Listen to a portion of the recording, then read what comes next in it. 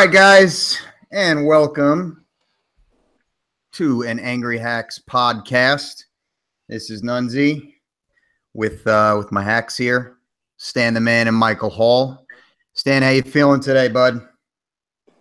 Well, waking up to this terrible tragedy in Vegas kind of makes me not feel as bad about sports over the weekend. But, sports is always a good distraction. Just, thoughts and prayers to everybody in Vegas, everybody affected by this thing. And then hearing about Tom Petty today, and let's thoughts and prayers to that family as well. Yes, double dose of rough news today. It's been a rough Monday. Mike, how you doing, man? Oh, okay. Yeah, sad news. Like Stan said, it always puts things in perspective when shit like this happens and reminds you that sports is just sports. But let's talk some sports. How about that? That's right. Let's talk some sports. Let's get some things on the minds of people that maybe they want to discuss with us and listen to us either bitch and moan or just be happy about certain things. But I'll be honest with you, Rye. I'm a little glum this morning. Little glum. Once again, our New York Giants let us down. Let us down late again. And we are now 0-4. And it's not looking very good. What is the percentage, Rye, for 0-4 teams again? Is it 1.1 or only one team ever has made the playoffs after starting 0-4. One team ever. Wow. Well, that's not good odds there. But I mean, to me, it just feels like it's over. It feels like it's over. It feels like it. I'm just saying feels like it. I'm not saying it is over. I don't want to be that guy. I do say it's over in the moment. Like yesterday, I said it to myself and yelled it probably in my house that it's over. But to me, right now, as I had a day to kind of mull it over, it just feels like it's over. What is your perspective on this thing, Ryan? Well, yeah, I know what you're saying, but I go ahead and I look at the schedule and I look to see what's left on that schedule to see if we're in it or out. I think that there's still a chance that we can make the playoffs here. It's hard. We're 0-4. I said one team made the playoffs at 0-4 ever. It might be two, but it's one or two ever. That's it. We're the third team in the history of the NFL to lose games back-to-back on a last-second field goal.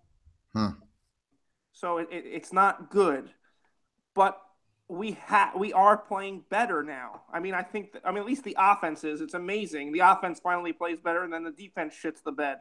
But there is a chance. I look at the schedule. We play the Chargers this week, and hopefully we get that first win. I mean, if we lose that game, I think it's done. I think you don't come back. But if you could come back and win this game, win a couple here in a row, our schedule gets easier as the season goes on. We have a lot of interdivision games left, 4 to be exact. If you can somehow run the table in those, I think it's possible. I think that we have a chance. I mean, it's a slim chance, but there's a chance. I'm going to hang on. I'm hanging on for at least another week. Well, I know that's what you do, Ryan, and I like that. I like that you stay positive, and you're the most positive one of the group of these Giants fans of ours. It's tough. It really is tough when you're so passionate and when you're so into your teams, and they do this to you, especially in New York. We're just so crazy. It's really disheartening. And like you said, dude, this team could easily be 2-2 and be in the thick of things in that division. It's amazing on last second field goals. Yep. And it's just, we can't close. We're not a good closer right now. We're Jerry's Familia in the playoffs, basically. It's true. That's basically what we are. And you know what? You wanted this team to come in. This is my problem. And what was the first thing I said on the podcast last week? What did we have to come out with in this game? What did I say? Do you remember, Rye, what I said? We needed to come out with this in this game? I don't remember. we need to come out with a lot of energy. We needed to show that we were a team that was desperate for a win. And I feel like we just came out and were flat right away again. Just that flat, like we didn't want to be there type of team. And this is now the 4th game of the season. And all 4 games, we haven't scored a damn point in the first quarter. Not one. And that's a problem, man. You gotta come out with a little fire and get a couple of good drives. Even if you don't come out with some points, some long sustaining drives. And even if you come out and get stopped inside their zone and you kick a field goal. I mean, get a long drive, eat some clock, do something. But this first quarter, again, we were just flat. Just absolutely flat on offense. And the defense didn't help out too much either. Go ahead. What were you going to say? Well, I was going to say we finally drive down the field, our first chance at getting down to the field to get into scoring position, and we get close to the red zone. And we have an opportunity to kick a field goal, and McAdoo goes for it on 4th down again. Oh, I know. And we don't make it.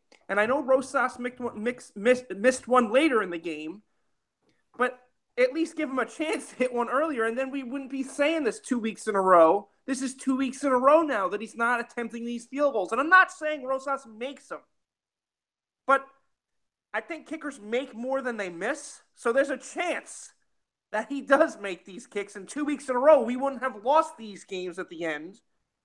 In fact, this week they would have needed a touchdown to beat us. And last week we'd be in overtime. Yeah, you got to give him an opportunity, like you said, right? Give him a freaking opportunity to kick the damn ball. If he sucks, he sucks. But we don't know, do we? We really don't know about this kid. No, we don't. But like I said, last week before the game, a sideline reporter or someone said they asked McAdoo a question. What is Rosas' distance when he steps on the when he's out there in the game? Where do you think he can attempt one from? And he says Rosas can kick one. He's in field goal range anytime he's on the field. That's what he said. Oh, good answer. What does that even? Oh, he can kick 80-yard field goals. Good. Well, that's what he's saying. He steps on the field, and he said he steps on the field and he's in field goal range. Well, then let him kick a field goal. Let him attempt a field goal.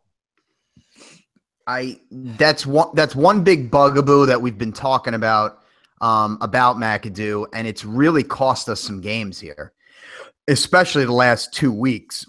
Like you said, again, in the first quarter, they had a nice drive and they had a chance to put points on the board, and he forgone that. I don't even know what word I'm trying to say, but forgo whatever. He didn't kick the field goal, and he went for it, and I don't understand it because the last game we did this twice and it was unsuccessful.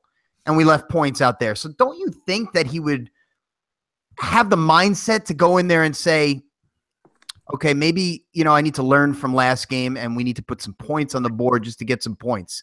It's kind of like he's being selfish. Well, you would think so. Yeah, he wants to look good. He wants to look good. He wants to be Pat Riley. Back with the Pat again. With the Pat reference. Well, I'm joking with this one, but you know what? It's true. He does want to look good, and this is the issue. It's what Mike said about the fancy clothes. He changed. This guy has changed. He wants to look good.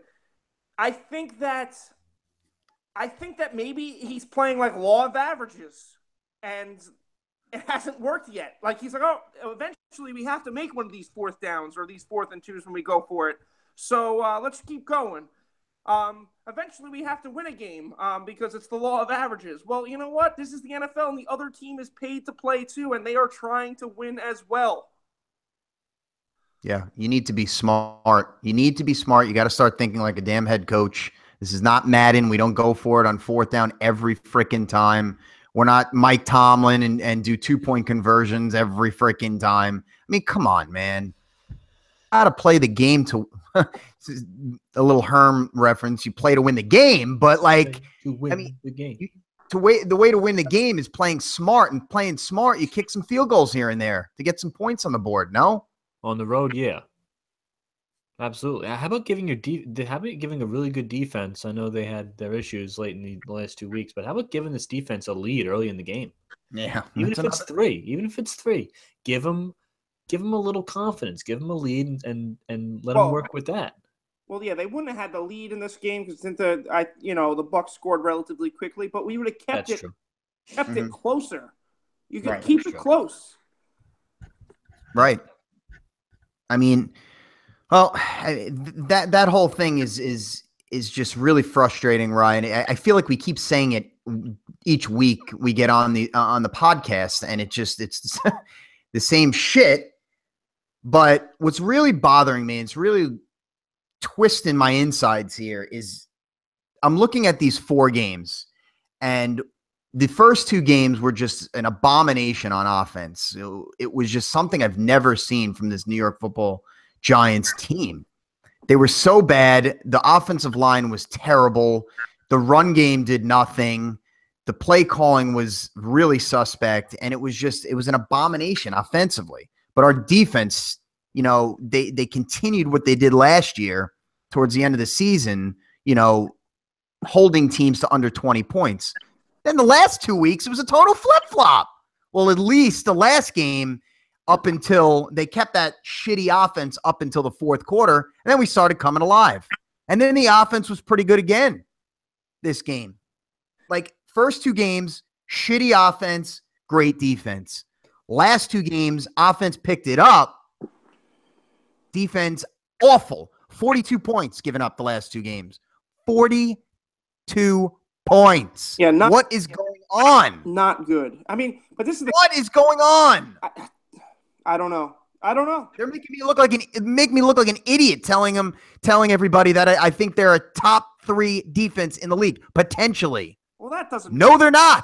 That's not the thing that makes you look like an idiot. There's plenty of other things that can make you look like an idiot. That's true. But they're making me look like, I don't know. I had so much confidence in this defense, and I still want to have confidence in this defense. But, I mean, Jesus Christ, dude, what is going on? And they look awful. Awful. I know, Dave, he was mentioning how, other teams are going to pick apart Eli Apple out there because he's not good.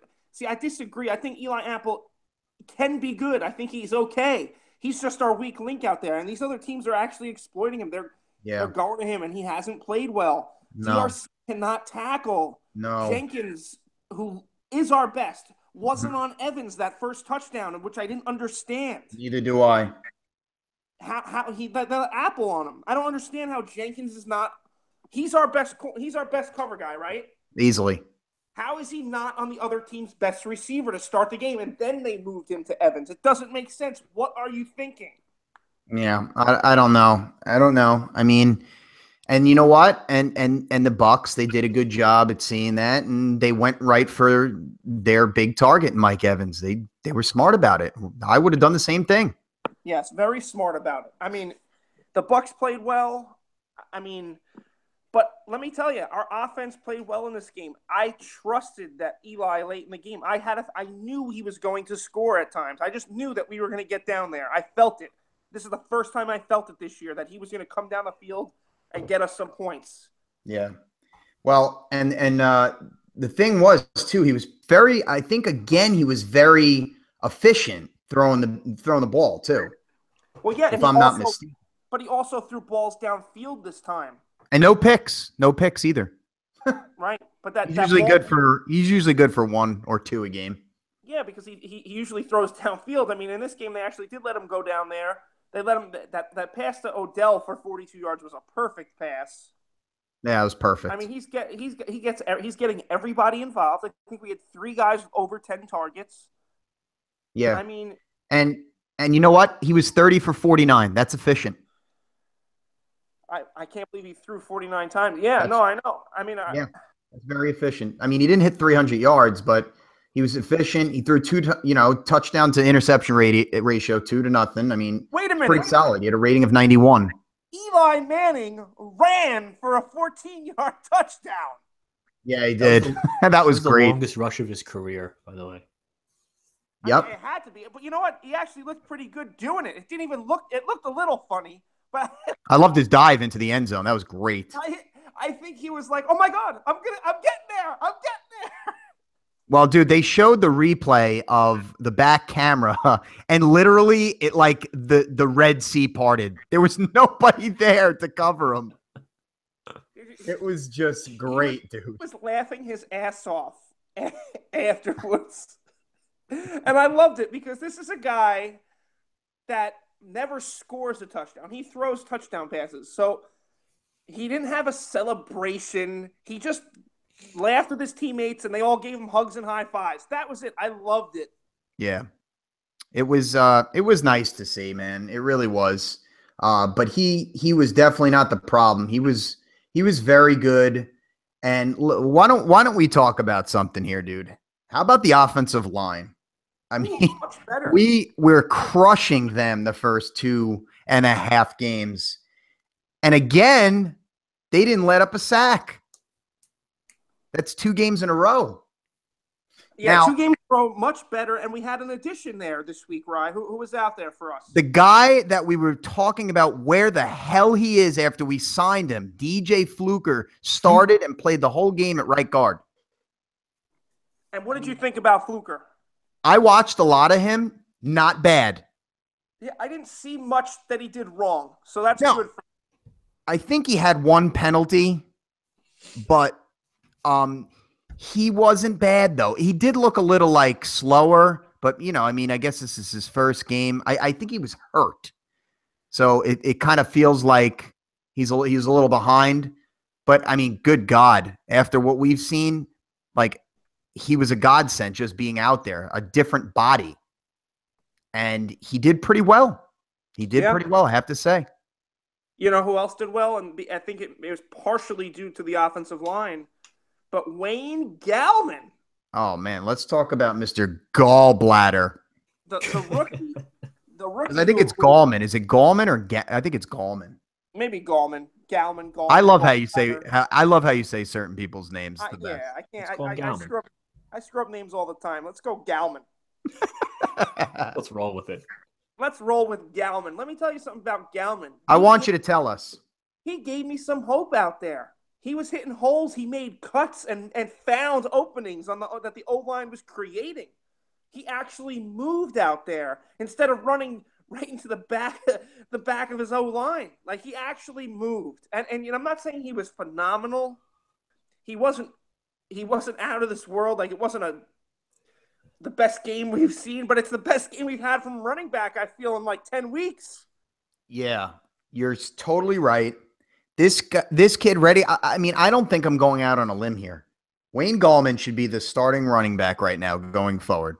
Oh, it's no limb. That is no limb. But the funny thing is I feel like they won't do that.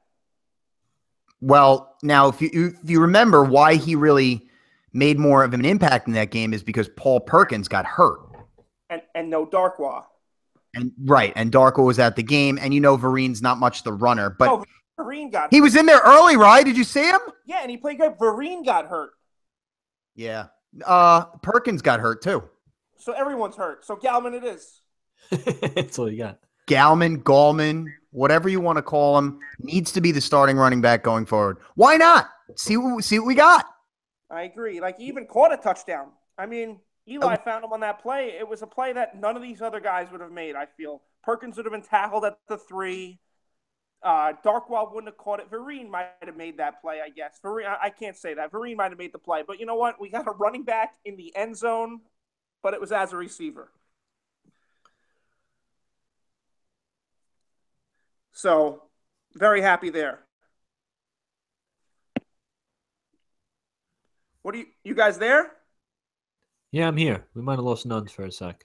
All right, we lost him. All right. So, I mean, I like Gallman Rye. I mean, Mike, what do you think as an outside perspective? We got to start this guy this week, right? Next week, right? Well, I think the way the running game is gone, you take whatever kind of hot hand you can get. And if that means Wayne Gallman had a good 2 or 3 quarters, then you go with that. I mean, Because honestly, and I've talked about it before, the strength of a Giant offense in the past is running the ball and throwing off the play action. Sorry, guys. I lost a little technical difficulties over You're here. back. You're back. I'm back. I'm right. like the Chiefs Redskins game in the beginning. They had technical difficulties, just like me. Hey, we all have some technical difficulties. Yeah, Well, we we're all just- do. Go ahead. Keep going, Mike. Hey, for Christ's sake, the lights went out in a Super Bowl. We're allowed to have a little technical difficulty. That we're was just on talking. We're purpose. just talking Goldman, and Mhm. I was saying that you need to have some positive gains in the run game, because Eli with the play action game is really the strength of his game as a quarterback, and Right. when the Giant offense is rolling, that's a big part of it. So if Goldman gets hot, you roll with them. Have to.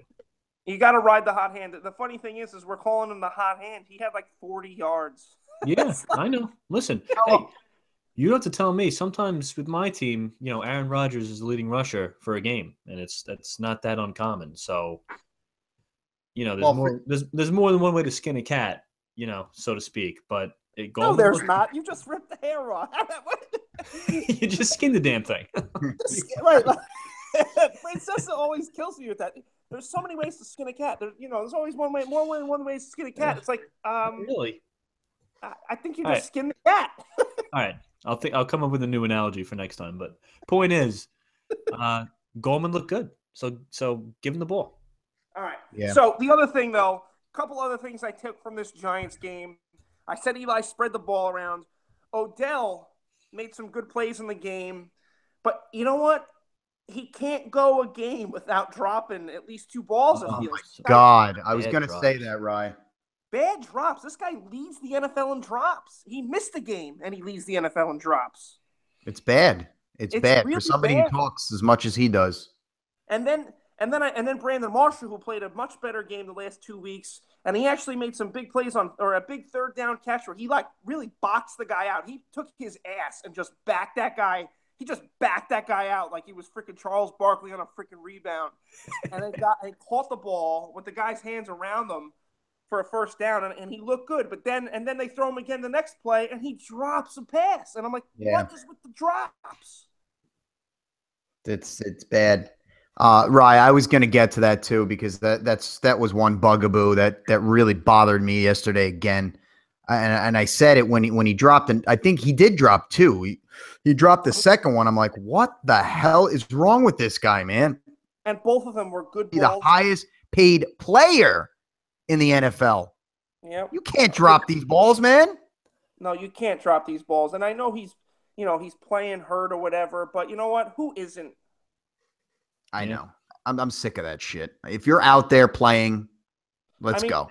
I think he was tough. I'll give him that. But those balls, when they're in your hands like that, on good throws, even if your leg is hurting, at that moment, I don't think it's affecting your catching ability. Maybe it is. I don't know. I don't think so. Well, I don't know, man. Like you said, everybody's hurt. I understand. Now they say he has multiple injuries. I don't even know what that means. So, I mean, now with the ankle, what else is going on? Is it the back? Is it? He had that finger, right? I mean. Oh, that's right. I forgot about the finger. Yeah, that looked like it hurt. That was a dislocated finger for sure. Yeah, I forgot about it. They were popping that back. You see that? Oh yeah, that couldn't have felt good. Maybe that's why he's dropping balls. That seemed to leave my brain. Okay. Tape it to the next finger and catch the damn ball. Yeah. Herman Moore style. Right. Brett Favre used to break fingers in practice. All right. You got to deal with it. Yeah, exactly. Well, now this is I mean, all right. So this is what McAdoo says they're going to do now to try to fix things. He's going to simplify schemes. That's what he said. Simplify schemes. Okay. Comment anybody? Well, it may work. At least he's trying to do something, but Christ, it might be too late, Ben. It might. This is the exact quote he said. We have to go back and simplify what we're doing schematically and let these guys go out and play and showcase their ability. Well, the ability right now is no one can really block and no one can catch. So, skiing at least he's trying, but you have to block the man in front of you, and you have to catch the ball when Eli puts it there. It's the bottom line. It is. Again, what is wrong with Brad Wing, too? Another couple Oh, shots. oh my God! I The think that, guy that that blonde hair dye has gone to his brain. it would be like I was singing this guy's praises. He was like one of our best players last year, Yeah. and best players the first 2 weeks this year. And then this is 2 weeks in a row that he's freaking killed us. I know. It's like all of a sudden, everybody's just crumbling. That was our strength last year. Wing, the defense. I've never I'm seen like, 15 yards. in, in, 15. in like a big spot. I've never seen a punter choke. Like other players choke. It's time for a big punt, and he can't get it done right now. he's doing the same thing every time. You're just doing the same thing. How do you choke, like you said? Stop doing that. It's like, Kick the kick ball. it the way you kick the always ball did. with like your whole foot. And what does he do in practice, do you think? Kick the ball. Probably punts. Probably punts. Or maybe At least more than 15 yards. And Or he's not shanking him in practice. There's no you know what, Mike? Maybe he's not actually punting. Maybe he's going inside the training room and he's playing Madden coffin corner. He's doing the coffin corner challenge. He's running laps with Farmer Fran like Waterboy. Yes, giddy out now. All right, special teams, go run laps with Farmer Fran. Ah, shit. That's all he's doing. I don't know, man. I know. He is another anomaly. I don't know what the hell's going on with him. I gotta tell you guys something. Tell me. That bugged me about this game because I think we got gypped a little bit. It's on that 2-point conversion. Okay. I went back, looked at it, and I was watching like quick highlights about it. And I don't remember who it was. It actually might have been on the not the ABC. Was it?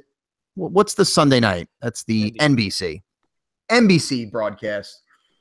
They went back to that play, and the refs actually screwed that play up big time. Okay. Odell was called for illegal touching because he went out of bounds, and then, he touched it for the 2-point conversion. We had the holding penalty, which I don't understand. They called that kind of late, or they announced it kind of late, because I didn't hear that for a while. It was all about that illegal touching. And then all of a sudden they come in with this damn holding call. That boggled my mind. But anyway, that play should have been done over, because when you look at it again, the defense had illegal contact on Odell because he kind of pushed him out while Eli was in the pocket still. By rule, setting penalties, right? Right. By rule, that's illegal contact if the quarterback is still in the pocket. And right, that should have been offsetting penalties. And we do that play. We do that again. So we have another shot to make it a 3-point game. Bullshit, man. This is the shit that's happening to us this year that we can't make up. Yeah, it is bullshit. That shit pisses me off. I mean, I don't want to get on the refs too much. I mean, it is what it is. We always say the refs suck, which I think they do, but call right there, man. That's a big call. It's just, it's again, a tough pill to swallow, man. Last week, Rye, I told you, what was my reaction last week when Elliott hit that 61-yarder? What was my reaction? You knew it was coming. But what did I do? I stared at the screen. Oh, yeah. I was just in shock. This one, I went nuts. I went nuts with this one. Because, again, losing on a last-second field goal and dropping to 0-4. I lost it. I lost it. I was grumpy. I felt bad to my wife. I apologized to her because I told her, I'm sorry, I was grumpy. You got to understand, and she understands. And I went to bed at like 8:30. It was terrible. I was a grumpy man last night. I mean, react. They know it. I mean, we've been through it with them. They know it. I watched this game at a freaking bar, and I hate watching games at bars. And this is why I didn't even know if Fluker had a penalty, because I can't hear the damn game. Yeah. And I hate that. And that's why places that put games that you can have like those little boxes at your table and you could like program it to whatever game you're listening to. That is huge for me. And this is why I don't like watching games out. But Smoky Bones. Well, yeah, Smoky Bones does it. I think Dave and Buster's does it now. No, that's cool. Yeah, Yeah, that's the way to go, man. yeah, I watched the Celtics playoff game last year at Buster's, and they gave me a little sound box. They call it a sound box. Pretty cool. Well, but I needed that yesterday, and that shit pisses me off. But after the game ended, I just sat in my seat, and my wife and my son they left while I waited for the check because and they knew I wasn't ready. I was just not happy. I'm just sitting there, glum, like, ugh. I know.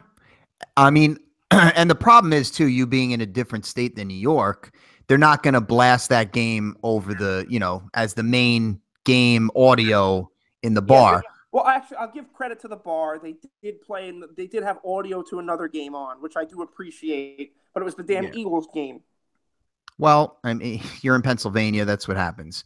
I don't. If you remember, Ryan, remember when I came back to New York last year and we watched the Giants-Eagles game in Buffalo Wild Wings. Yep. And they brought, they had the big audio there, and that's, that makes sense. It's New York.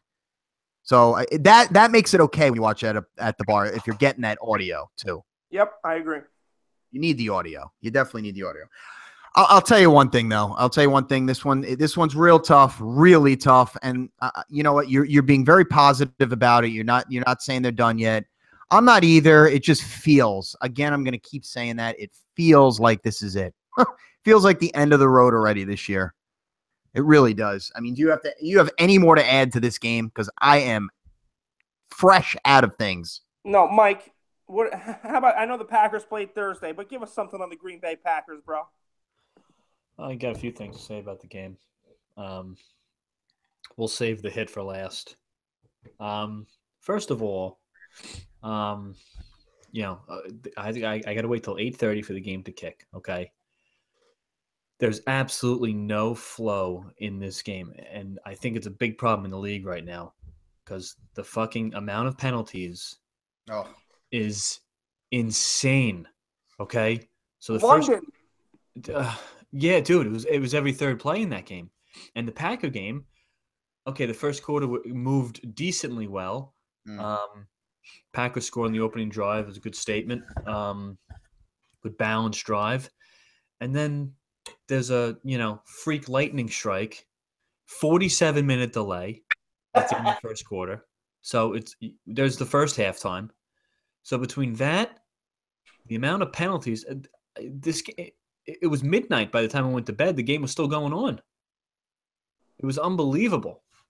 Now, specifically with the penalties, I know you guys noticed this too. In the past couple of years, it's been a big problem. Can there be a goddamn punt return without a fucking flag? One? Every single punt in this league, they throw a flag. Everyone. Every single punt, there is a flag. It's unbelievable. Kick return, too. It's unreal. I'm so sick of it. Just let a punt return happen. It's either fair. It's fair caught half the time. Kickoffs are never returned anymore. Just let them a guy blocks a guy half on his deltoid muscle, and it's a block in the back. They call 16 different holds. It's like, holy shit. Yep. It's fucking maddening. And it happened in the game. Every single punt, there was a flag. I was getting so fucking pissed off. But the bottom line with this game is the Bears suck. They always will suck, and we beat them by 3 touchdowns with half our team.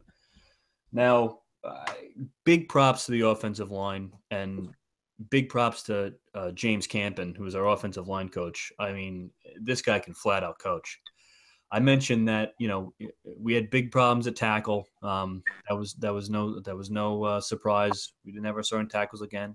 Lane Taylor moves over to left tackle. He's never played left tackle in his life at any level. Wow. According to him and the coaches. And he steps in onto an NFL football field and plays left tackle beautifully.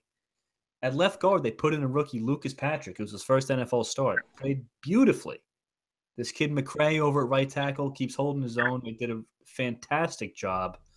Absolutely fantastic job. I read today that the Bears are going to be starting Mitch Trubisky next week. Yep. And you could see why with the way that what's his name played, Giraffe Neck. Yeah. I mean, turnover city. I mean, the one fluky one that bad snap, I guess might not be on him, but 2 horrible overthrown interceptions. The guy just he's not good, and we capitalized. Yo, was that the snap that was snapped right into his knee and went about 15 yards forward? Yeah, it bounced right to Blake Martinez. That was great. Linebacker. It was great. Yeah, it was almost like he did the leg lift. The center didn't see it. Okay, so he thought he could, step up the line, maybe make a check or adjust a protection. And I guess the center went, "Oh shit, I think he's raised his leg and snapped it." How have you ever seen that before? The ball go that far forward on a botched snap? No, it was perfectly off his knee. Like he couldn't knee it any better to Blake Martinez if he tried. It was really funny. It's absolutely beautiful. Easiest takeaway Blake Martinez will ever have in his life. He had a great game too. Defensively, obviously we shut the run down, and I knew that was going to be the key, and it turned out to be key to an easy win. Big props to Clay Matthews, now the all-time leader in sacks for the storied franchise. Wow. Clay Matthews is at the top. Very nice. Okay. Very nice. He's playing really well this year, by the way. He really is. And I think he's played well every time he's on the field, to be honest. I mean, he's been asked to do a lot of different things in the past. Mm-hmm. He was playing middle linebacker for a year and a half and did his job, and he didn't complain once. It's kind of a thankless job to just kind of take on blocks and just really just go to the line of scrimmage and blow up a play. You're not going to make the tackle, but you're instrumental in the tackle, and he did it without complaint. He did it well. Now he's back to rushing the passer. He looks fresh. He looks mean, and he's getting after guys, and he sits alone at the top. So great job by Clay. Yeah, very nice. Quick injuries, they keep piling up. Montgomery, looks like broken ribs or one rib, multiple ribs. I don't know. That's going to be about a month, I would think, at least. So That's not good. What's good was Jamal Williams comes in and looks pretty good, and then he hurts his knee. Now, there's no structural damage to the knee, I don't think. They said it's just muscular. So McCarthy said he's going to miss the next game, but shouldn't miss anything past that. So that's good news. The kid Aaron Jones looked really good because we got rookie running backs, at the wazoo to just run out there. So Jones looked good. So he will be getting snaps next week for your fantasy waiver wire. You want to take a look at Aaron Jones. He'll be cheap. He'll be cheap. He'll be available in all the leagues. He's probably going to be the starting running back next week for the Packers. Wow. So with that being said, this hit that Devontae Adams took was in the third quarter, and it was 21-7 Packers, I believe, at the time. I mean, guys, it's one of the worst hits I've ever seen. Gross. And now, listen, if this hit happened 20 years ago, you would be getting shown on highlight reels, and they'd be building Danny Trevathan statues in Chicago. I understand that, but this isn't 20 years ago. And for the NFL to go on and on and on about player safety and all these bullshit excuses or bullshit reasons of how we're going to make the game safer, this, that, and the other thing. You get a hit like that, where you get a head-first torpedo car crash when the ball carrier is already being tackled. Yep, that was the worst part. You want to talk about a defenseless receiver. His arms are being wrapped up. Can you imagine seeing Danny Trevathan coming flying at your head and you can't put your hands up to defend yourself? Okay? It's outrageous. If you saw the slow-mo, it looked like Adam's helmet was going to pop like a tick. It was unbelievable. So for the NFL to go on and on about player safety And he doesn't even get thrown out of the game after that. I got to watch Danny Trevathan be on the field after Davante Adams is in the hospital. Trevathan's still running around the field tackling people. And on top of that, he took his helmet off. Yep. Took his helmet off, started yelling. Started mouthing off to whoever because he was probably hearing it, rightfully so. Well, strike one, you don't toss him for the hit. Strike two, you don't toss him for taking his helmet off, mouthing off like a jackass. And strike three, you only suspend him for 2 games. Oh. That's bullshit. Holy shit. That's a bad job. I mean, this was the statement they've been waiting to make, is it not? They've been waiting for a hit like this. I mean, this is the post-child hit of the hit that they keep claiming they want to eliminate. And no big deal. They just don't know what they're doing, the NFL. In any situation like this, any big hit on the field, any domestic violence off the field, anything with the national anthem, they just don't know what they're doing. They don't understand situations. Well, it must be Goodell. He doesn't know. It starts from the top, right? Yes. I mean, I know it's Goodell. Like, listen, I think the whole NFL, like you said, 20 years ago, this hit would be shown forever. Like Lawrence Taylor breaking Joe Theismann's leg, right? This would be shown forever because, like you said, I've never seen a hit like that on the head where the helmet looked like just snapped like that. I can't believe Davante Adams is okay. It's the concussion, right? Yeah. But we didn't know about CTE 20 years ago. We know about it now. Like you said, this is the stuff they like. This is why they put all these rules in place, and then they go out and they miss it 3 times. They don't kick him out of the game. They don't kick him out of the game for taking his helmet on, acting like an idiot, celebrating his hit or whatever, or yelling at the crowd. And then they only suspend him 2 games without a fine. I know. Did he get fined on top of the 2 games at least? I don't know, but to me it doesn't even matter. I don't even think he did, dude.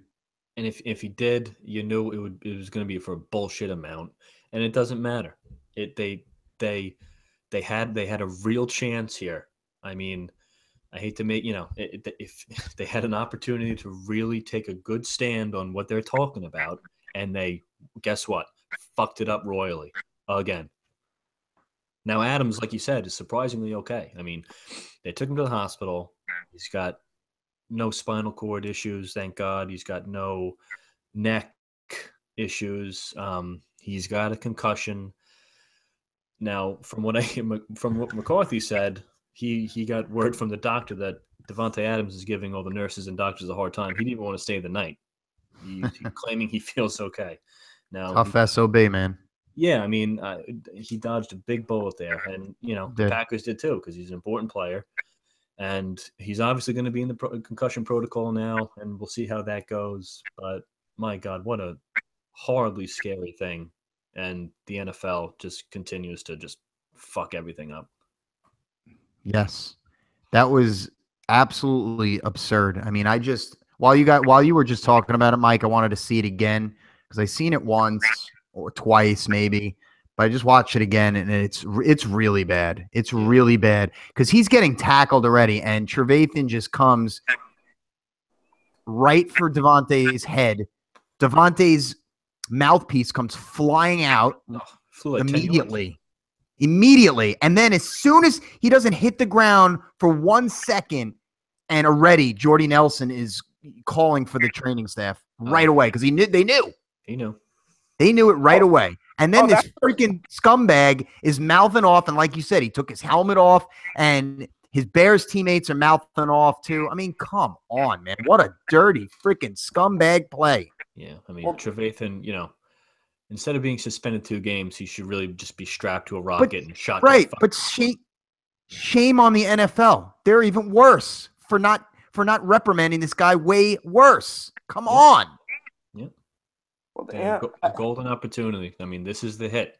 This is the hit This is the hit they've been talking about. This is the hit you've been waiting for, and here it is. And what do? He plays the rest of the game, and he's only going to miss 2 games. You can't make it up. You cannot make it up.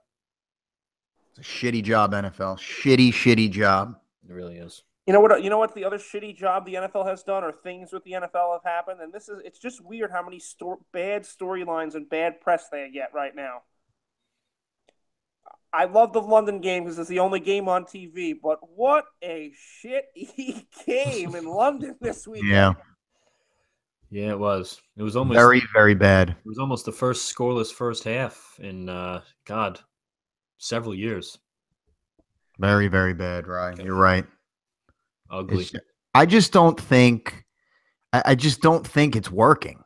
It's not working on many levels. I feel like the games they're picking, it's not working out. I mean, do you ever see the Patriots go and play in London? No. I think what happens is it's because what happened was why the Giants played the Rams there last year was last game of the season. It has to do with like records and divisions, but the Giants played the Eagles the year before the last game of the season, and the loser of that game was going to London, and the Giants lost that game. And I got so pissed. I remember getting so pissed about that. I'm like, God damn, now we got to watch the damn London game. Yeah. So they ended up playing the Rams last year in London. I mean, it was nice for us. We got a nice win there. But it's just, I hate that game. Well, it's funny, though. We played the first ever game in London, the Giants. Oh, that was the Super Bowl year. Yep. It was a rainy day. It was terrible. Against Miami? Yes. Yep. Is that against the Dolphins? Like 13-10 or something like that we won. Yeah. It was so bad. It was such a gross game. Well, yeah, it started there. It's been gross games. I like it because it's the only game on TV, but really, I just feel bad. I understand that. I feel bad for the London fans that are watching these games. Oh, they're loving it, though. Yeah, it's true. And that's why it's working. They thoroughly enjoy it. That's why it works, though, because they do enjoy it. The crowd is crazy. It's crazy. And there's a ton of people there. Ton. In different jerseys. Did you guys watch this game? A little bit. We know Jay Cutler sucks, right? Terrible. Maybe not. But he sucked his whole career. But he throws the ball downfield his whole career. How come he didn't throw any balls downfield? Nobody got open. I don't know. You're playing against the Saints. You have Landry and Parker out there who are speed guys, and you can't get them open down there? Jay can only do that in the United States. You can only throw deep in the United States. Only in the U.S., Jay. It was like the King's tax. He wasn't allowed to throw downfield. He didn't have his passport, so they said, "We'll let you in, but you can't throw a deep ball." Right. It's all right, though. He didn't throw it downfield at all. And how does that Saints D pitch a shutout? That is just bad. Yeah, that is bad. All right, what else? They haven't pitched a shutout since 2012. Oh, wait. Before we go on to anything else, the other bad thing that football, we talked about it a little bit, but the other thing that the NFL has gotten wrong, I can't really blame the NFL fully, or maybe I can. I don't know. You can. Just do it. The owner of the San Diego Chargers moves his franchise to Los Angeles. Doesn't do this for many, many years because he's thought about it. He wants to get a new stadium. San Diego doesn't give him the new stadium because he doesn't want to pay for it, which he has the money to pay for it. He just doesn't want to do it. So he's like, I'm going to move him to LA, but I'm going to wait to move him to LA till another team comes there, like a dumbass. Not like it matters because they're not selling out either place. Or maybe they did sell out San Diego because they only had 27,000 people there. But this was a home game for the Eagles. The fans are boycotting this. San Diego is not that far from LA. You would think that a lot of fans would still go there, but the Chargers fans are so pissed. They were a loyal fan base down in San Diego. They're not traveling to LA. That game must have been 75% Eagle fans yesterday. Uh-huh. How do you fuck that up? Oh, man.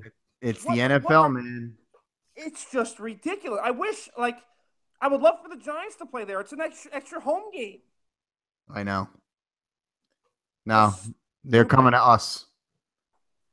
I know, unfortunately. So let's get into some of these games from the week because there were some crazy games. And, for us, Rye, I don't know how much you watched, but since we played at 4 o'clock, the 1 o'clock was wide open. So I was able to kind of flip through a lot of the games and really, really not a really fun game to watch. And I just love the outcome because I hate the Patriots, but Carolina goes into New England and beats them 33-30. Game was crazy, man. And finally, we actually saw the Cam Newton that we haven't seen in like a year and a half, I feel like. Yeah, well, I finally benched him. Yeah, because you benched him, Mike. That's why. I sent the message and he got it. Well, I watched a decent amount and he played really good, dude. He must have. I saw his numbers. He must have played well. He really played good. But dude, I'm telling you this right now, and I'm telling you this right too, because you got to get rid of them. The Patriots defense is awful. It's the worst defense in the league. Very bad. There's no defense worse. I'm not even joking. They suck. It's fun to see, though. Well, yeah, Graham Gano winning that game last second is nice. I did watch a little of that game. I was at a bar, so they had every game on. So I got to see a little bit of every game all day, which was nice. That's great. Any game at 1 o'clock that you really enjoyed? Because there were some pretty solid games. Just for the laugh factor, I loved watching the Jets and Jaguars. I mean, the New York Jets are now officially 2-2, and in Week 5 they play the Cleveland Browns. How about can the Jets be 3-2? Look at that division. They're 2-2. The Patriots are 2-2. Yeah, you know what? That's crazy.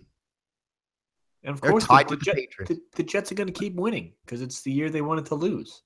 That would be hilarious. They're going to go 8-8 in spectacular Jets fashion. No, they'll go like 6-10, and they'll end up with the 13th pick overall. And they'll screw that up because if they had the pick they had this year, could have gotten them the other game I watched at 1 o'clock, Deshaun Watson, and they missed that. Yeah. They missed out on that. But yeah, right. Just before you're going to talk a little bit more about that Jet game. It's so funny because you guys know my dad's a Jet fan, and I have a buddy at work who's also a Jet fan. And when I said, how about them Jets or nice win by the Jets, both of them said basically what they said was, yep, way to ruin that draft pick. Not, yeah, it was a great game, this and that. Way to ruin the draft pick. So you know where their head is at. I understand their feelings, but still, I could never watch my team and root for them to lose. I don't think I could do it. I know. It's tough. So you know what? The Jets could be 3-2. They really could. I mean, unbelievable. I loved what I saw from Powell. I think I hate to say that an injury to Forte might have helped the Jets, but I don't understand why Powell wasn't getting more touches to begin with. Oh, he's Bilal bad. Powell, Yeah. He's a good football player. He's solid. Now, his big rush of the game was a 75-yard touchdown run that at the line looks like he's tripped up. They review this play. He somehow avoids it, lands on his face, but nobody touches him, and he just gets up and scampers for another 65 yards. That was so crazy. Nobody touched him at all, huh? Well, he got like hit at the legs, it looked like, at the line. Some guy dove at his legs, and he just like kind of. Yeah, but if he gets hit and he goes down, he's down by contact. Right, but they reviewed. They called it a touchdown. I was so boggled by that play. I'm just shocked that they didn't call him down. Just because the division, even if he was never touched, it looked like he was touched. He slid on his belly. I know. That's why it was so weird looking. I know. And then crazy. I'm sitting here with my brother, and we're both like, "No, dude, he's down." They looked at it again. No, he's down. Clearly down. And then nope, touchdown. What? And then he has that game, and then they have this other running back. I'm forgetting his name. McGuire. Jerry McGuire. He played great. Yeah, he did play great. I've never even heard of the guy. Another guy I've never heard of. And their tight end with coming back, Jenkins, Seraphin Jenkins. The last 2 games has been good for them. I mean, going into overtime, I thought for sure this game was going to end in a tie, and somehow they came out there and won it. And Cantazzaro hit a big field goal. So 2-2. Kudos to the Jets being 2-2, man. It really is kudos to the Jets. And after, you see that game after the Jaguars just put up a 44 spot on the shitty Ravens in London. That was that London game last week. And their defense has been looking really good. Mike, I think you picked them up because they've been looking really good, getting some turnovers here and there. And it's so funny because, Mike, you have them, and the Jets are putting up points. I'm going nuts. And then the Jets being the Jets, they throw that backwards pass, screws it up, and the Jaguars guy picks it up for a defensive touchdown. I'm like, come on. It just never worked in my favor there. When it rains, it pours. It really did. When it rains, it pours. And one of us had to go 0-4, right? So yeah. One of us had to. But it was just funny to see. And like you said, right, kudos to the Jets. They played well. They played till the end, and they won. They won. They're 2-2. They're better than the Giants. That's all I got to say. It's terrible. I know. But what sucks as a Jets fan is not that you might get this year's pick screwed up. It's that you fucked up last year's pick, and you didn't get the stud quarterback of the draft in Deshaun Watson. Because let me tell you, what we saw out of him the last 2 weeks is the real deal. This guy is good. You think so? You think he's the deal? I think he's the deal. I don't know if he's like the best in the game, but this guy's going to be a very good quarterback. Maybe not a Super Bowl winner, maybe not a playoff every year, but he's going to be a good serviceable quarterback for a lot of years, and that's something the Jets don't have. It's something that they haven't had since Pennington, really. That like a guy that you couldn't. Well, even with injuries with Pennington, you couldn't count him. This guy's a guy I think you're going to be able to count on. He's a leader. Just the way he didn't lose his. I know the Patriots defense sucks, right? Yeah. But this is still a rookie quarterback playing the Patriots 2 weeks ago and hanging with Brady and really giving it his all and not being scared of the situation at all. And then comes out this week to a Titans team that we all talked about took the next step last week against Seattle. And that, I know a lot of people are picking the Titans in this game. The Texans are dogs in this game, and they put up the most points in franchise history. Right. That's a lot of points. Well, let me ask you a question before you go any further. Let me ask you both this. I want to see I want to hear both your opinions on this.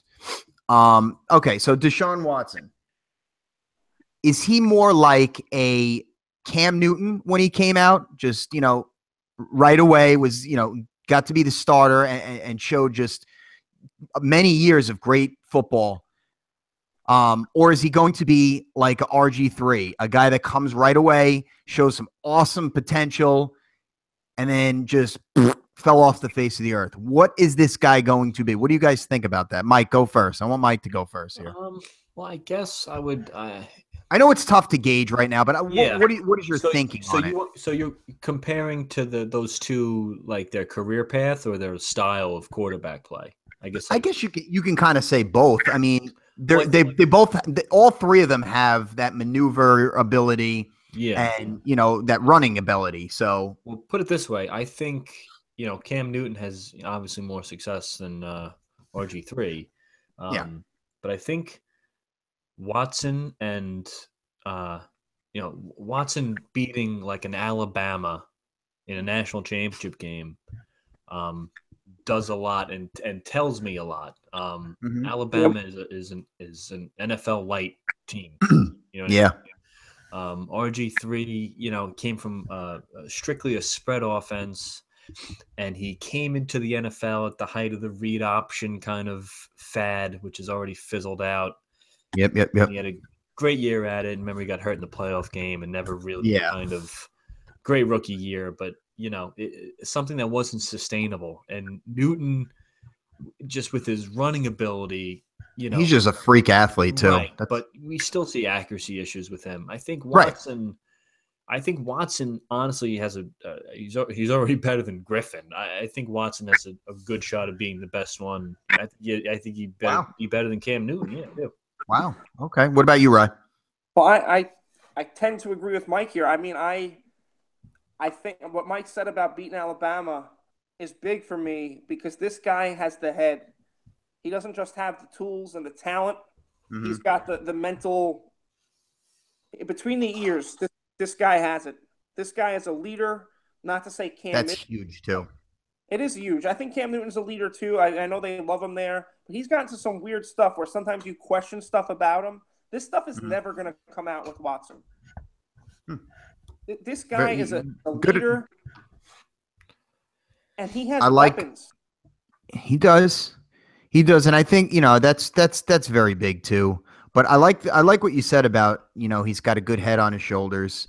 Did you guys see? I think it was either last week or the week before, where he split his game check with three of like the cafeteria workers in Houston who lost a lot in the hurricane. I think that is something that's awesome. His first ever. Right, his first game check, right? Yeah. That's amazing to me. I love that shit. This is coming from a guy that hasn't made yet. Right. I mean, he made his rookie contract, so yes, he made some money. But a game check is a ton of money for this kid. Mm-hmm. That was a huge gesture. I love it. We need to see more of that. That was great. Absolutely. I know. Very good analysis, guys. It really was, and it's going to be really exciting to see where his path takes him, because I'm on board with you guys too. I think he's going to be really good in this league, and Houston got a steal. So good for them, for another team who needed a quarterback, and good for DeAndre Hopkins, man. He might be a top 3 fantasy wide receiver this year because of Deshaun Watson. He's already been awesome. Right. And with Tom Savage, he would have done diddly squat. Tom Savage, Brock Osweiler, Tom Savage, Deshaun Watson was heading down a dark road. Brian Hoyer was heading down a dark road. And Deshaun Watson here to save the day. Save the day. Mike, was there? You got to watch all day. I mean, I don't know what you did, but any other games that like excited you or that you watched, especially at 1? I mean, there was a lot of games there. Yeah, I definitely tuned into Rams Cowboys because I picked the Rams. I like the Rams a lot. I like the Rams to win the game outright. For those of everyone that don't know, Michael Hall just gave you the pick of the month. And if you wanted to make some money, you need to tune in to Michael Hall with the Rams pick of the month. Listen. I don't throw around those words lightly. It was, though. When I tell you there's a pick of the month, okay, I feel really good about it. And I'm going to be right all the time, 100%. I'm never going to be wrong. But listen. Ironclad, brother. Listen, I've said it all along. I think the Rams are a little underrated. They might not be anymore. But the Cowboys' offensive line, it is not nearly as good. Okay? And their defense is always suspect. So I think when it came down to crunch time, the Rams at the point of attack and Jared Goff getting a little more comfortable, and against the porous defense, the Rams pulled off a big upset. It wasn't a big upset in my mind, and I think people are going to come to realize that the Cowboys they're good, but they're not great. I'm with you there. How about Greg Zuerlein in that game? Greg the Leg. I just kept seeing him out there. Guy's an animal. Legatron. How many did he hit? I don't know how many he hit. He had like 6 field goals, right? He had like 23 fantasy points or 27 fantasy points, something crazy. Yeah, he kicked a lot. But, I mean, that was really nice to see, though. I mean, if we're going to go down, I like to bring a couple down with us, and especially a team like the Dallas Cowboys. Now, the other team I wish we brought down with us, the Philadelphia Eagles, which actually, I hate to say it, it was my pick. I just thought the Chargers just being home, but being favored just because they were home, I didn't like it. And the Eagles, very emotional win against the Giants. I just felt like they were going to be all amped up, and they're just the better team, I felt. And the game was close. The game was a close game. I didn't watch much of it, obviously, because it was the same time as the Giants, but the game was close. You can throw on the Eagles, though. I'll tell you that much, man. That banged-up secondary, you can throw on them. We found that out in the fourth quarter last game. But, Rivers threw for almost 350. His receivers, Keenan Allen, I think, was over 100 and something, and that long 70-yarder to Tyrell Williams. So you can throw on that team. But what's his name? Melvin Gordon being hurt, that didn't help. He's really nursing this knee injury because he's pretty explosive when he's healthy. That didn't help. And you know what? This team, I don't think the Eagles are that great, but they're winning these types of games, which is scary.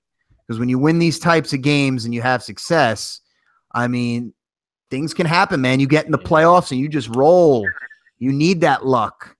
Football, you need that luck sometimes, no? Oh, yeah. Yeah. And to go on the locker room, those tight games, those tight gut wins. check wins, it can galvanize a team early on for sure. Exactly. And now that team's 3-1, sitting at the top of that division. And they're looking good, man. I hate to say it. I really do. I hate the damn Eagles. I hate them so much. But I have to say it. They're 3-1. They're looking pretty decent. And, that seemed to be a pretty solid game to watch. I'm pretty sure you guys didn't really watch that night game. I mean, I fell asleep, obviously. I had it in the first half because you did? I'm in a pick'em league. Okay. So I pick all the games against the spread. And I took the Colts, getting, I forget what it was, 13 and a half. I think, right? Yeah, 13 and a half, I think we had. And yeah. They're winning at halftime. And I went to bed thinking, man, I'm looking really good. Another bloated point spread I was able to exploit. Seattle's offense can't do jack shit. And I wake up, they fucking put up 46 points. I said, okay, I guess not. So I'm like, what the hell happened? It must Football, baby. Holy cow. Football, baby. Yeah, I didn't watch any of that game. Rod, did you watch any of that game? Like a couple of minutes early, but I had it off by the half. Watched a movie because I said that Sunday night would be a movie night. Because that game would be duty, and it turned out to be duty in the end. It just took a little while to become duty. Another gruesome injury for Chris Carson, too. He's out for the year. He broke his leg or something, right? Yeah, right below the knee. He just fractured his. Oh God, Dalvin Cook out for the year. There was some. There was some bad injury. How about your boy Eddie Lacy's now going to start for that team again after being healthy scratch? Good for him. I feel bad for Ed. He's dealt with a lot with his weight, and he's just a good kid. It's an easy kid to root for. Not so easy being on that team now, but right. You know what? It's another chance, another opportunity, and hope for his sake that he can make something of it.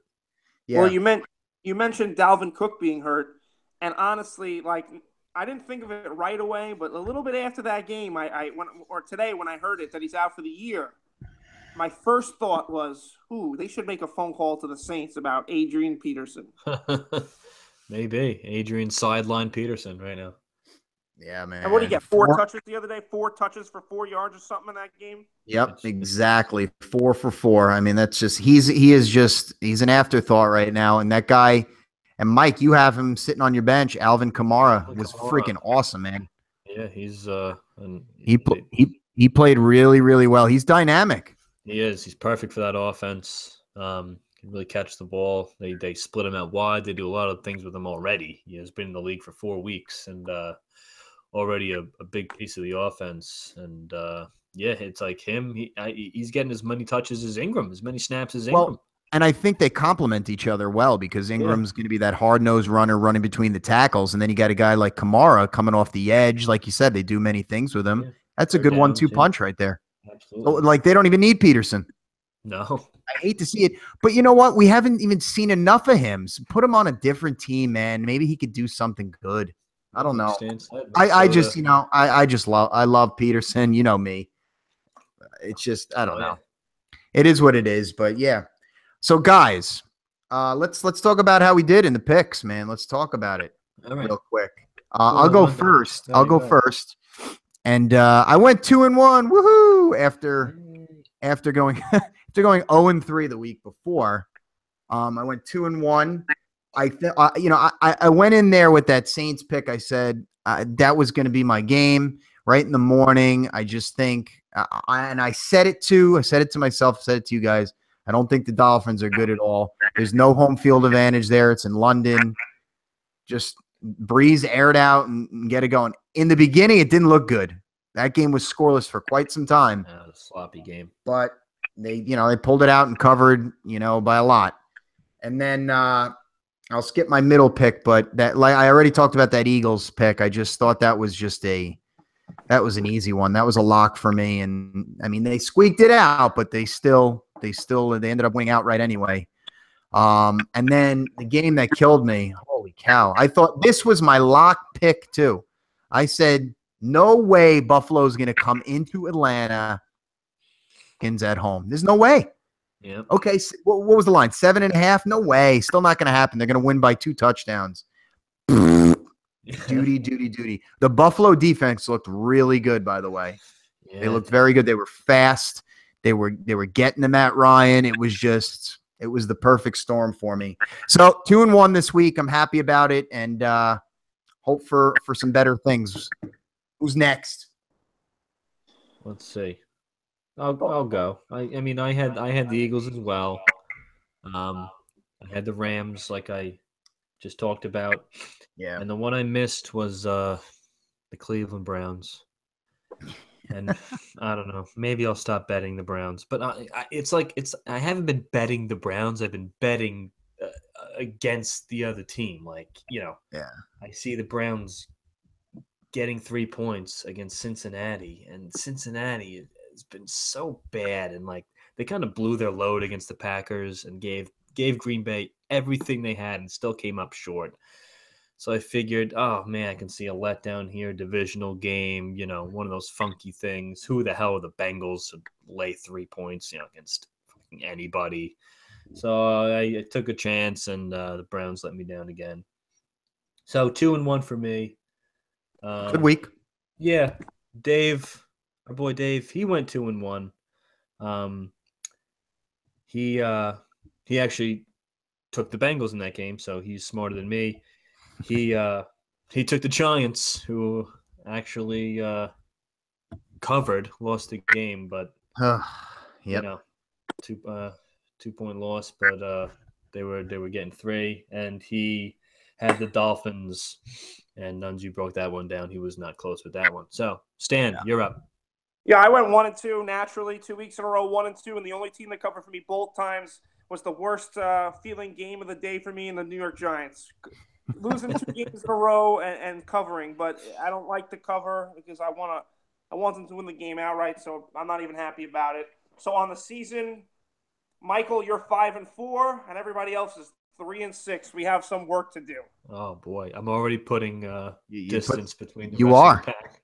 You're leading the division right now. Big 2-game lead. Leading the division. We need some divisional games, Rye, to catch up. Yep. Yeah, we'll get some picks later in the week.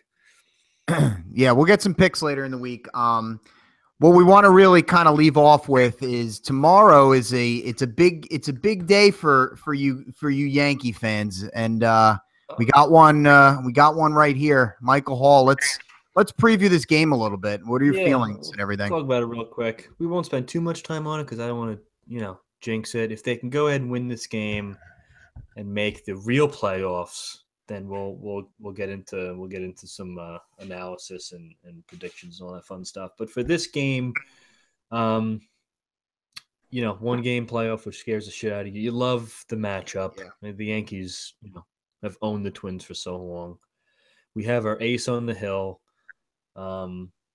but it just scares you. My brain races. What if Irvin Santana, who's had a really good year, what if he just comes in and just throws the game of his life and Severino makes one mistake, a 2 or 3 run homer, and all of a sudden, you're losing 3-1 in the 8th inning and the panic starts setting in. My mind goes down to these dark places, but I'm going to try to not do that. Talk a little bit about Joe Girardi, because I think there's a few things the Yankees have to do to win this game. And I think a big one is Girardi, the way he manages this thing. Joe, if you're listening, I know you probably are, throw the binder away for this one, okay? If Severino is dealing, you don't even pick up the phone. Do not even do it. I mean, you don't have to worry about rushing Severino back on short rest if we make the divisional, because the short rest would put us at an off day anyway, okay? So the way it sets up right now, if we can get through it and get to the divisional against Cleveland, Severino's going to be lined up for Game 3 anyway on regular rest. The day before that's an off day, so it doesn't matter. So if he's dealing, if he's pitching well, leave him the hell in there, okay? If you got to go to the bullpen, short leashes, okay? And he did it the other day. We had a 4-0 lead. He brought Betances in. That schmuck put the first 2 guys on base, and he got them the hell out of there, okay? That kind of stuff. This is an elimination game. This is it, okay? So don't get cute. Don't manage it like Joe Madden, all right? Be an actual Major League Baseball manager. Don't be a hack like Joe Madden, okay? And do it right. Gary Sanchez has to play well behind the dish, okay? It's going to be a close game. It's a playoff game. We can't have the pass ball shit, okay? We can't have the mental lapses back there, okay? And another thing, I'm interested to see what the lineup's going to be. Santana gives up the long ball. We're in Yankee Stadium. I can see Girardi going lefty heavy here. So to me, I mean, the lineup lately has kind of been going like a I don't know, Gardner, Judge, Sanchez, Didi have kind of been like the first 4 the last couple of weeks, and I kind of like it. After that, it's like Castro, Bird hitting 6th. So, Gardner lefty, Didi lefty, Bird lefty. This is what gets a little interesting for me. The outfield's probably going to be Gardner, Ellsbury, Judge. No, does Hicks get in there? The only problem. Here's the thing. Why I think Ellsbury should be in center field is his numbers against Santana are pretty good. I looked him up earlier today. He's like 10 for 30. He's like 10 for 35 or something. And I think Hicks is like 0 for 5 or 0 for 6. It's a small sample size, but I think Ellsbury, the way he hit in the second half, I think he's earned the start. But do you DH Hicks? That's an option too. If Bird's going to be playing first base. Wait, Mike. Wait. Yeah, go ahead. If you DH Hicks, though, wouldn't the point of playing Hicks, like you said, he's 0 for 6, wouldn't the point of playing Hicks would be for his defense? Well, yeah, but I mean, Ellsbury is still good in center field. No, I get it. I get it. I mean, listen, Hicks. Some of Hicks's tools are through the roof. You see the arm, you see the robbing home runs left and right. But I don't know. Maybe I trust Ellsbury in center field a little more, if that makes sense. Hicks can have a bonehead play out there. But if you sit Hicks, then it's probably going to be a Headley DH and Todd Frazier over at third. I wouldn't mind DHing Hicks and putting Headley at third and putting Frazier on the bench, to be honest with you. Okay. I wouldn't mind that at all. So I'm interested to see what he does. But listen, I feel good about it. It's the Twins. It's Severino. We're at home. But, man, it's exciting, man. It's playoff baseball. And like I said, hope they get through and we get to Cleveland and we can be the real underdogs and see what the kids can do in a real series. Now, if we get through, Severino would line up for Game 3, I'm sorry, which would be Sunday. And then if it gets to a Game 5, you could pitch him on short rest there. So even with Severino pitching in the wildcard game, he could get Games 3 and 5 if Girardi wanted to do that. So it's on the table. So I think the way it lines up, rotation-wise, is still pretty good. No, very nice. I like it. Good luck. Good luck, Mike. So we'll see what happens. Yeah, it's good. I mean, good luck. It's, Ryan, before this season, we might have thought that we would be in this situation, but obviously not. And we haven't talked about our Mets in a while, which don't really want to talk about it. But I do have a fun one to talk about really quick. Very quick little thing that I just saw. Jacob deGrom cut his hair. What? Cut the mop off. He actually looks quite handsome, but dapper. Cut the mop off. He cut it off, man. All right. Well, Go on Twitter and take a look at it. I'll take a look at it. Mets, we thought we might make the playoffs this year. Now we're looking for a new manager. But the big thing that I saw today, which is interesting, so to replace Pete Rose on the booth this year for the playoffs, did you hear who it is? No. Keith. Keith Hernandez. Yes. Wow, I like that. I'll be watching then. Oh, Yeah, that could be TV gold. I mean, that It could. It really could be. I love it. Think of the potential of that. Holy cow. That is awesome. That is really awesome. I mean, look at least our analysts and our announcers are doing well. I mean, Ron Darling does everything, and now we're getting Keith involved. Wow. Yeah, Darling, Keith Hernandez, and Kevin Burkhardt are going to be there, and doing things with the playoffs. Yep, Burkhardt's been great. He does a really good job on football too. I like him, by the way. Yeah, he was the highlight of that London game, right? Wasn't he doing that game? Yes, he was doing that game. He last year, last couple of years, he's been doing it with John Lynch. But since Lynch got the front office job, he's doing it with who was it? Charles Jones or Charles Davis? Not Charles Jones. It was Charles Davis. Yeah, I believe Charles Davis, who's not terrible. He's kind of boring. You know who's not terrible? You know who I like out there? Oh, David Deal. Who? David Deal. David Deal. He does he do it with Sam? Yeah, Sam Rosen. Oh, okay. So it's Sam and David Deal. Wow. Yeah, it's good. I like it. That's not bad. No, That's not bad. He does a good job out there. Yeah, well, I mean, Mike, good luck to your Yankees. I mean, I hope they lose. I mean, no, I didn't say that. No, just a bitter Mets fan over here. That's okay. But, yeah, I mean, we're going to get to this week, guys. We're going to get to our picks for week 5. We're going to preview week 5 a little bit. Let's hope let's hope the Giants can get a win. Packers keep rolling. I hope you enjoyed our podcast tonight. It was a big one, boys. Episode 20 today. Wow. Feels kind of good. Here's to 20 more and 20 more after that. But make sure you guys check us out on YouTube. We're live usually on YouTube, but you guys can check our videos out. Please view our channel. View our channel, please. And we're also on SoundCloud and iTunes. Download us. Listen to us on the way to work, on the way home from work. It's a good listen. And make sure you guys check out our Twitter feed at The Angry Hacks. While you're taking a shit. While you're taking one. Yeah, tweet us. Tweet us questions. You got episode ideas, podcast ideas. We'll listen. We'll listen. We'll give you an answer, and we'll go from there. But, guys, enjoy your football Monday, and we'll see you later in the week, everybody. Later.